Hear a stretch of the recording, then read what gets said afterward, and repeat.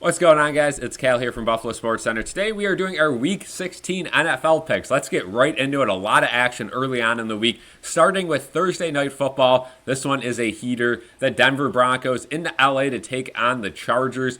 Again, playoff spots are up for grabs, and these two teams are fighting for those wild card spots. It should be a very fun Thursday night game. Thursday Night Football has honestly been one of the best games of the week usually so far this season. So a bit of a curveball because usually Thursday Night Football is kind of a wash. But credit to Amazon Prime for picking some good games this year.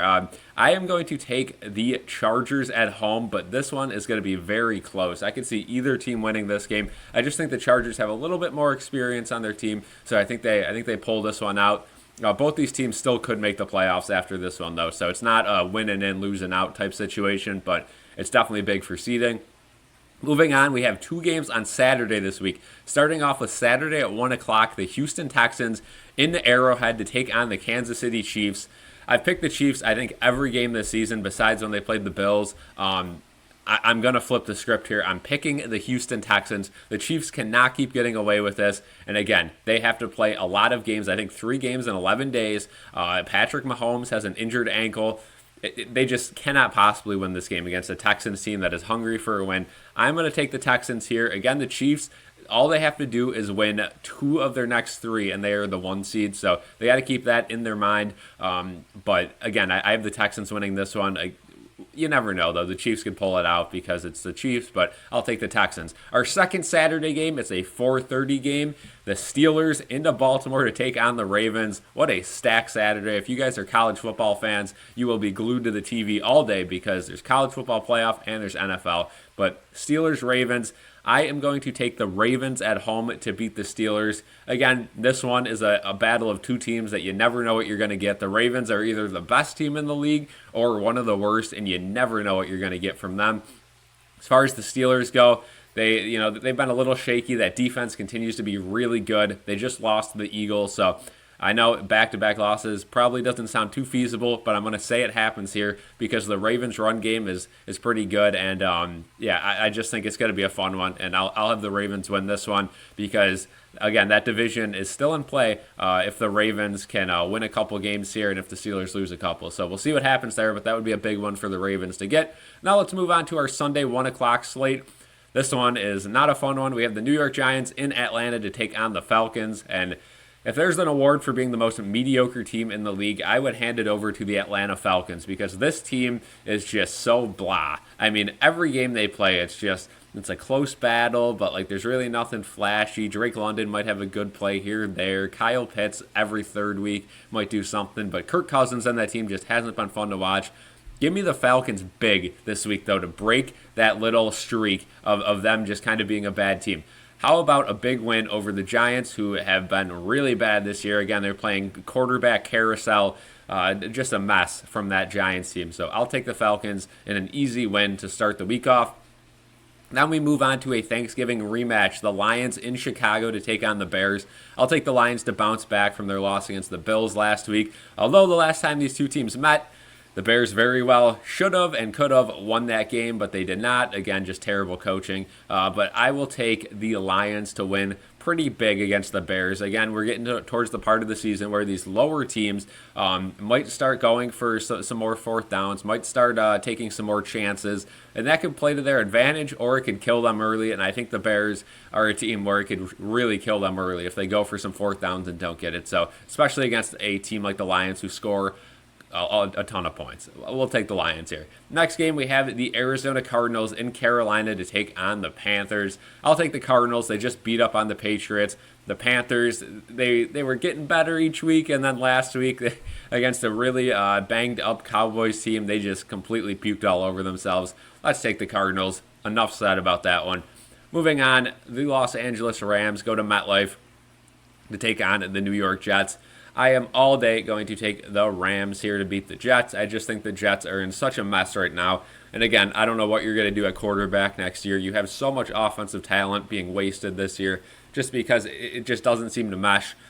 You go out, get Devontae Adams, and it's worked, right? Because Devontae Adams has had some big plays, but all of a sudden he's the only one getting targeted and that entire team is just struggling. So give me the Rams here by default. Again, Puka Nacua is always bound to get a couple really nice catches. And then you have Cooper Kupp on that team too. And Matthew Stafford, even at his age, is still slinging the thing. So you got to take the Rams there. Next game, we have a divisional game. The Philadelphia Eagles in Washington to take on the Commanders.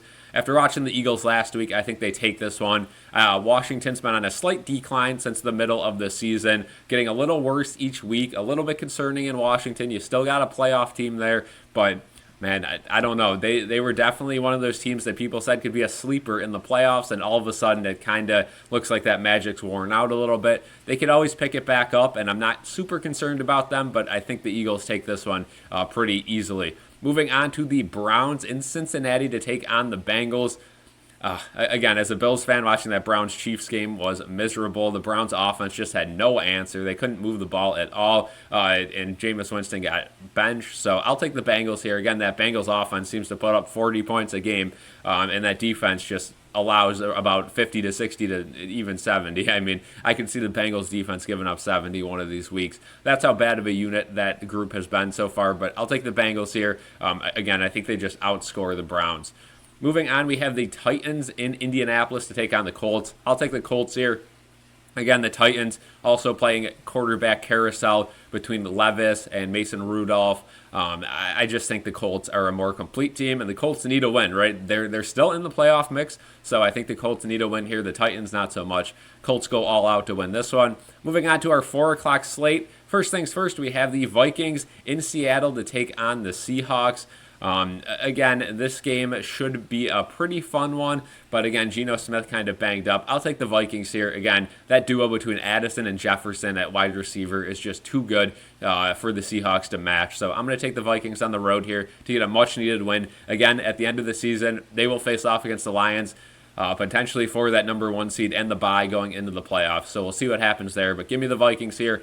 Next game, a flex game to 425. We have the Patriots in Buffalo to take on the Bills. The Bills are debuting their all-new uniform combo of the Color Rush Red and the white pants. Again, this jersey looks very similar to a current Patriots uniform combo that they have with their red jerseys on their white pants.